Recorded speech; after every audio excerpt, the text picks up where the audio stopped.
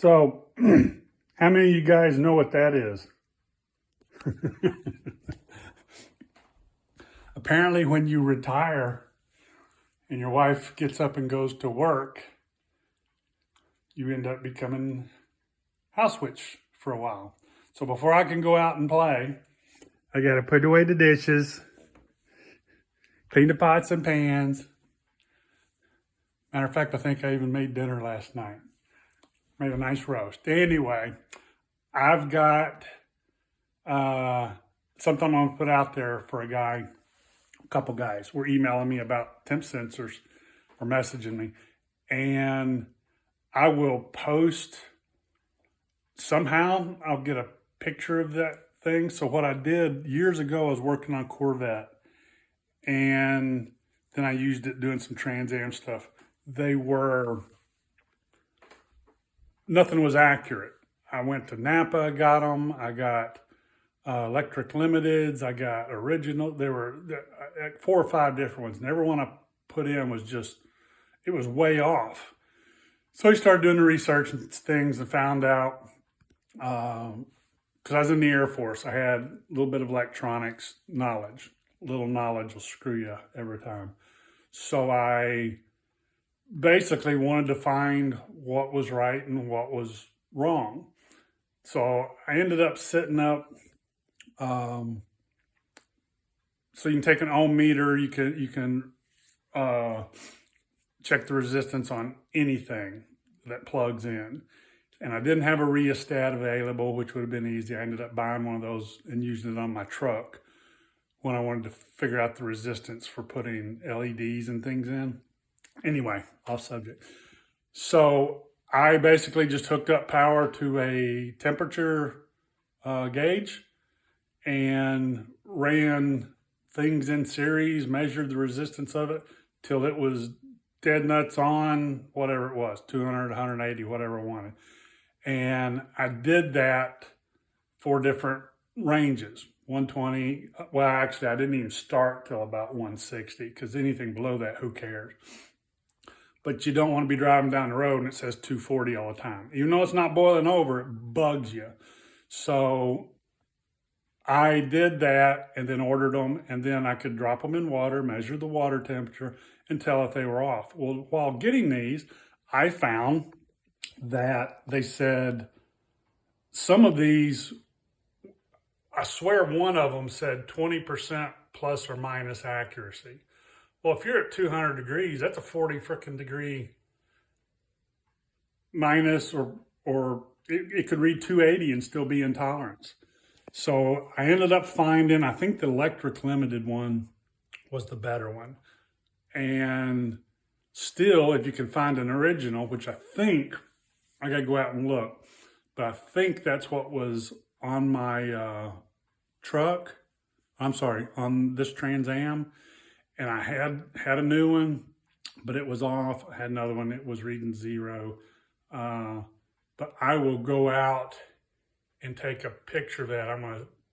Matter of fact, I just may use my phone here, and I've got it on my iPad. I've saved it for 30 years or 20 years, however long I've had that picture.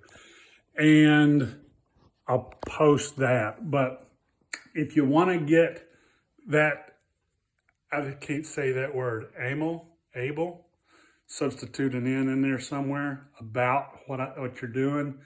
You can put resistors in line, in series, or if you really want to do weird math, you could do it in parallel, whatever, it doesn't matter. Put those in, and your gauge will read dead on at, say, 200. But when you do that, it will affect it lower and higher. It won't be, I guess the word's linear. So you may be off, but you really only want it to read right when you're looking at it at where you want to run. I'd like to know if I put 180 thermostat in it, I'd like to know it's 180. But now, honestly, I mean, that's when I was doing numbers matching cars and things and just being stupid. So the last few cars I've done, I get it close and I don't even worry about it, because as the car's running, I take my little infrared shooter thing. I know what the temperature is, And if it and you check it so much, you're never going to run low on water unless something happens. And if it does at that point, call AAA and tow it home, or come get my trailer or something. It's not like the old days where you were stuck. And I've been there too. Been stuck in the middle of Texas desert in an old car that the electric fan went out, switch went out. Luckily, like most of us, we'll carry wire and duct tape and baling wire.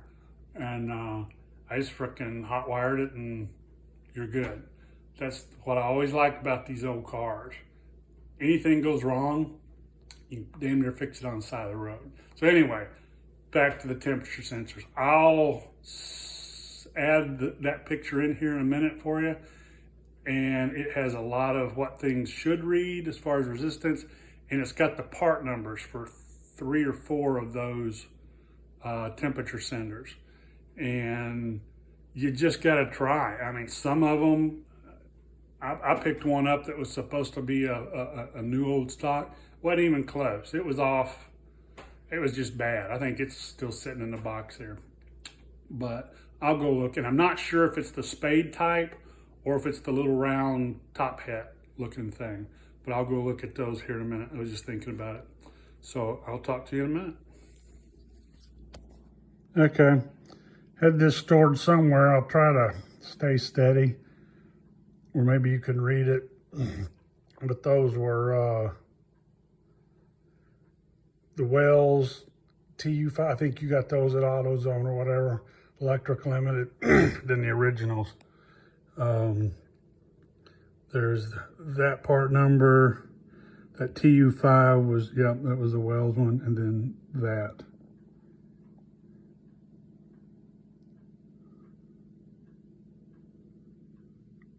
So that's what I had. I'll go out now and let me just go see what I got outside. Okay. Looks, I mean, that was like an original one I pulled out of, I think that was out of a 403 car.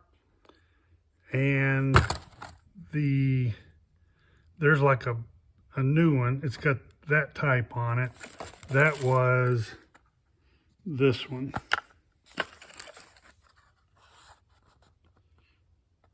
Pretty sure. And like I said, I had ordered a Electric Limited.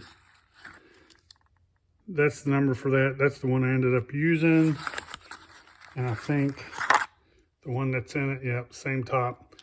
It was kind of dead. Now y'all see I've wrapped some of these, just a tip, I've wrapped some of them with Teflon. They tell you not to do that. And to be honest with you, I don't do it.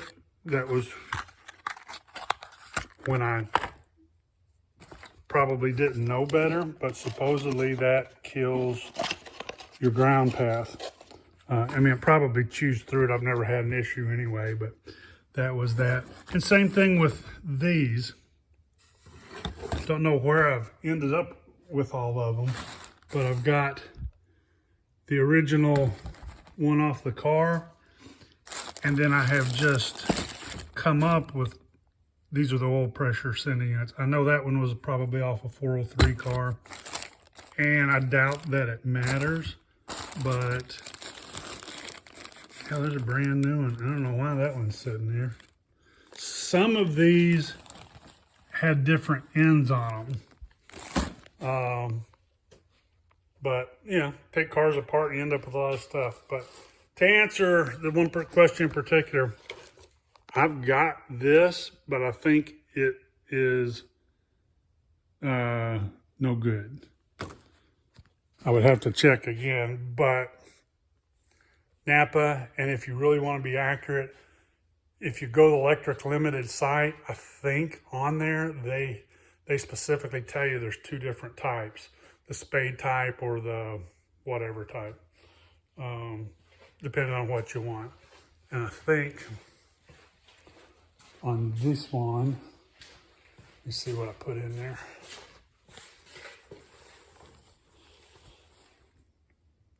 Yeah. Now, 400, I put that up there because I wanted it there.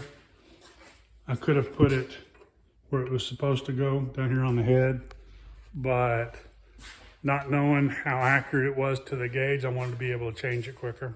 That's the only reason I did that. Nobody will ever know the difference. But that's it. Hope that helps you out a little bit. I'll do some more stuff here on it in a minute, but I gotta run in town now and get some more wire loom stuff to finish up that project. But I'll post this real quick because a couple guys wanted some of those part numbers. And at least going to LL website will hopefully get you what you need.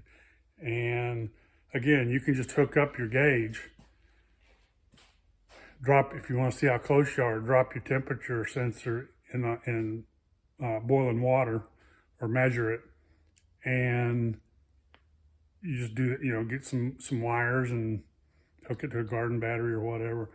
And if you want to know how to do that, I mean, I can tell you, but it's pretty easy. It's just one side's hot and one side goes through the sending unit to ground. And you can tell how accurate your gauge is that way. So anyway, need anything, give me a call. Bye.